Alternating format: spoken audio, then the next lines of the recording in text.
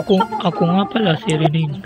Tamad pero may pangarap. Ganito nagsisimula ang umaga ko tuwing umaga.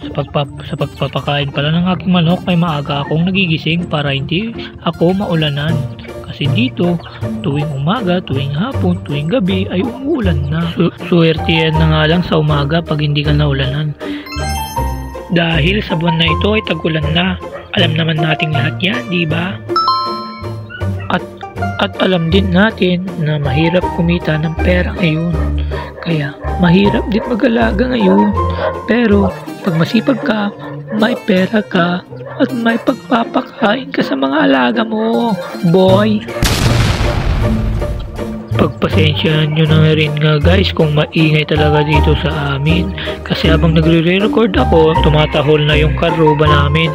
Yung aso ng karuba namin. At dito nga sa kulungan ito ay dito nakatira ang aking talisayin at ang kanyang misis na si Martis na palaging may dalang chismis.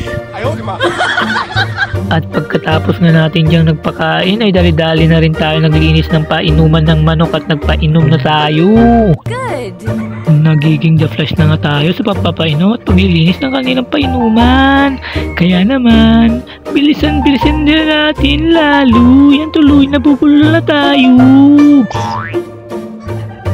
Ewan ko nga kung ba't ganito ang tingin ng ating panabong na cobra. Bak parang gusto niyang matinola.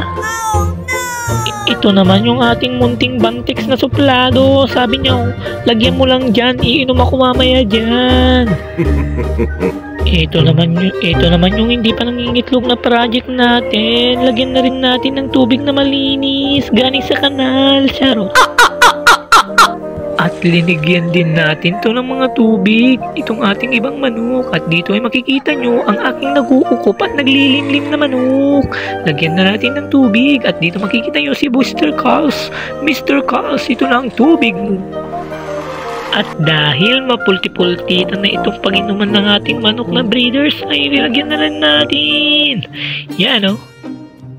At dito naman ang ating mistisong labuyong si Bantay ay lagyan na rin natin ng tubig.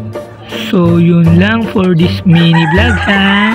Tignan nyo na lang ang mga susunod na video. Please follow me. Bye bye.